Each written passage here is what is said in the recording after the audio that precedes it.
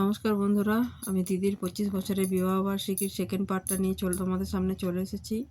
এই যে আমরা সবাই খেতে বসে পড়েছি। অনেকের খাওয়া আগেই হয়ে গেছিলো, আমরা খেতে বসে পড়েছিলাম। এই যে প্রথমেই পাতা পড়ে গেছে, তারপর চলে এসেছে স্যালাড আর টমেটো সস আর ভেজিটেবলস চপ। তার আগে জল দিয়ে গেছিলো, বলতে ভুলে গেছিলাম। এই যে আমরা খেয়ে নিচ্ছি, আমি, দাদা, মা আর বৌদি আর অলিভিয়া একসাথে বসেছিলাম খেতে।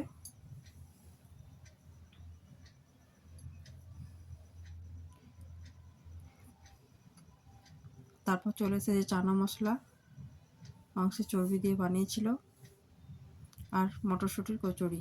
কচুরিগুলো এতটাই সুস্বাদু হয়েছিল যে বলে বোঝানো যাবে না। খুবই নরম আর খুব সুন্দর হয়েছিল। তারপর চলে এসেছে পোলাও আর চিলি চিকেন। সবকটা রান্নাই খুব সুন্দর হয়েছিল।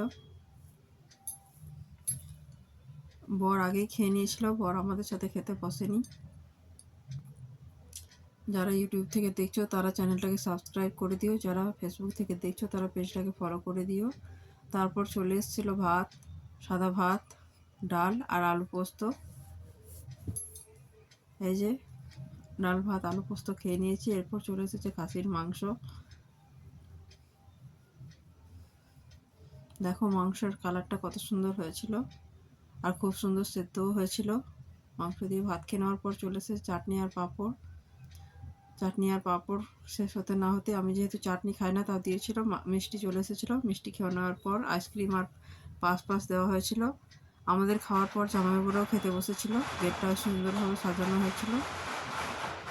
এই যে দিদি জামাইবাবু খেয়ে নিচ্ছে। ভিডিওটা ভালো লাগলে অবশ্যই লাইক কমেন্ট শেয়ার করে দেবো। ভিডিওটা এখানে শেষ করছি। সবাই খুব ভালো